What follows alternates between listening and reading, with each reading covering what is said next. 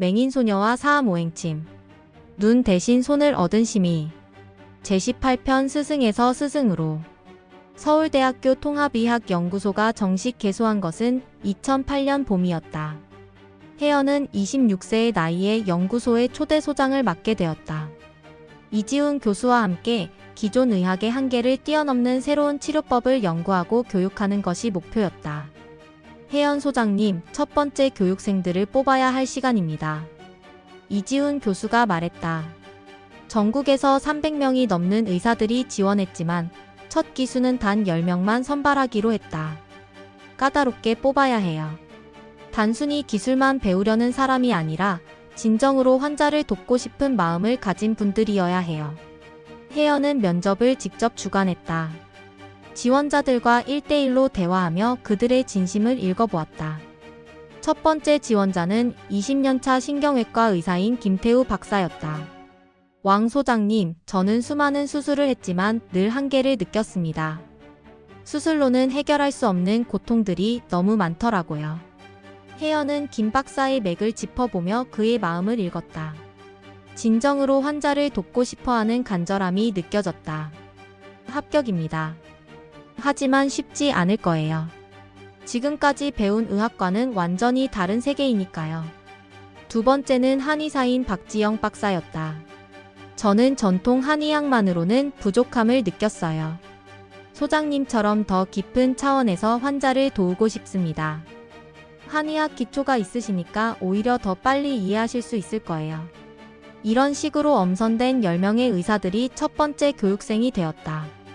대부분 임상 경험이 풍부하지만 기존 의학의 한계를 절감한 분들이었다. 첫 수업이 시작되는 날 혜연은 긴장했다. 자신보다 나이도 많고 경험도 많은 의사들을 가르친다는 것이 부담스러웠다. 안녕하세요, 여러분. 앞으로 6개월간 함께 새로운 의학의 세계를 탐험해 보겠습니다. 혜연은 자신의 이야기부터 시작했다. 13세에 실명하고 사암을 만나 침수를 배우고 점차 신법을 터득해가는 과정을 솔직하게 들려주었다. 제가 여러분께 가르치고 싶은 것은 단순한 기술이 아닙니다. 환자를 바라보는 새로운 시각, 치료에 대한 새로운 철학입니다. 첫 번째 실습은 맥진이었다. 서양 의학에서는 맥박을 숫자로만 파악하죠. 하지만 전통 의학에서 맥진은 환자의 전체적인 상태를 읽는 창구입니다. 혜연은 학생들끼리 서로 맥을 짚어보도록 했다. 단순히 빠르고 느린 것만 확인하지 마세요. 맥의 깊이, 강약, 리듬, 그리고 그 속에 담긴 감정까지 느껴보세요. 처음에는 아무것도 느끼지 못하던 학생들이 점차 미묘한 차이를 감지하기 시작했다. 정말 뭔가 다르게 느껴져요. 김태우 박사가 놀라며 말했다. 내 맥과 다른 사람의 맥이 이렇게 다른 느낌이라니. 두 번째 주에는 사암침법을 가르쳤다. 기존 침법과 사암침법의 가장 큰 차이는 접근 방식입니다. 기존 침법이 증상에 따라 혈자리를 선택한다면 사암침법은 환자의 체질과 근본 원인을 파악해서 치유합니다.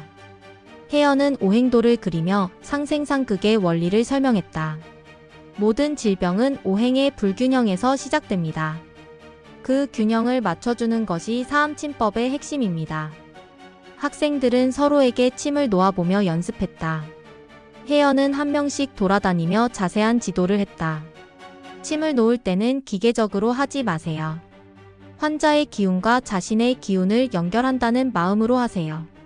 세 번째 주부터는 본격적인 신법 교육이 시작되었다. 이제 가장 어려운 부분입니다. 환자의 마음을 읽는 법을 배워보겠습니다. 혜연은 먼저 명상법을 가르쳤다.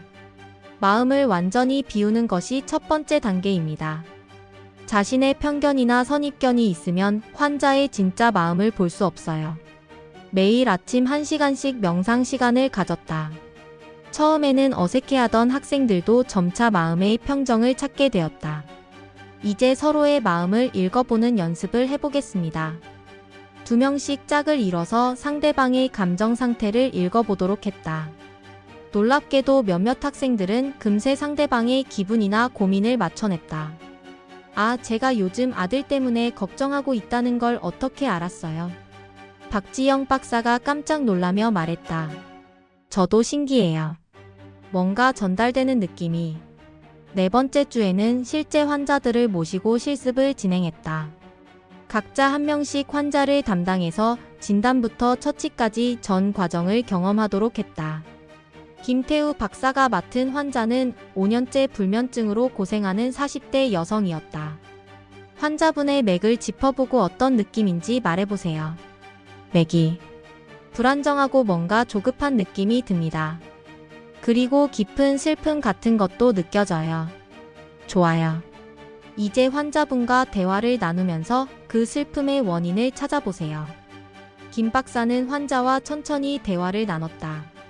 그 과정에서 환자가 2년 전 어머니를 잃고 깊은 슬픔에 빠져 있다는 것을 알게 되었다. 불면증의 원인이 단순한 스트레스가 아니라 상실감이었군요. 맞아요. 이제 그에 맞는 치료를 해보세요. 김 박사는 혜연에게 배운 대로 심장과 신장을 조화시키는 사암침법을 적용했다. 동시에 환자의 슬픔에 공감하며 위로의 말을 건넸다. 신기하게도 한 번의 치료로 환자는 그날 밤 깊이 잠들 수 있었다. 정말 신기해요.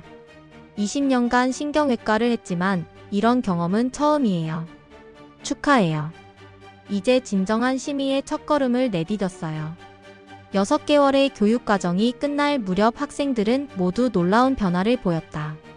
단순히 새로운 기술을 배운 것이 아니라 환자를 바라보는 시각 자체가 완전히 달라진 것이었다. 소장님, 정말 감사합니다.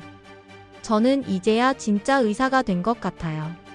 박지영 박사가 감동의 눈물을 흘리며 말했다. 의사로서 이런 치료법이 존재한다는 걸 모르고 살았다니. 정말 부끄러워요. 김태우 박사도 고백했다. 졸업식 날 혜연은 학생들에게 당부의 말을 했다. 여러분이 배운 것은 특별한 능력이지만 그만큼 큰 책임도 따릅니다. 절대 이 능력을 남용하지 마세요. 오직 환자를 돕기 위해서만 사용하세요. 그리고 명심하세요. 진정한 치료는 기술이 아니라 마음에서 나옵니다.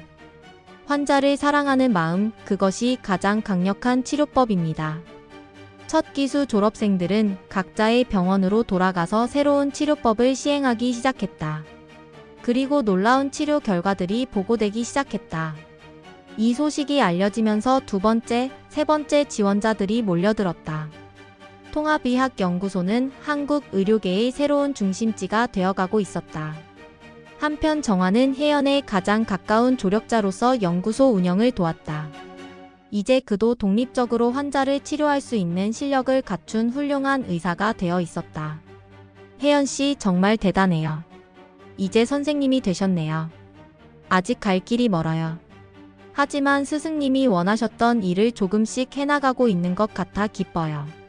27세가 된 혜연은 이제 치료자에서 교육자로, 학생에서 스승으로 성장했다. 사암에게서 받은 가르침을 더 많은 사람들에게 전하면서 진정한 심의의 계보를 이어가고 있었다. 그리고 이 모든 과정에서 혜연은 깨달았다. 가르치는 것이야말로 배우는 것의 완성이라는 것을. 스승사암이 자신에게 그랬듯이 이제 자신도 다른 이들에게 빛이 되어주고 있었다.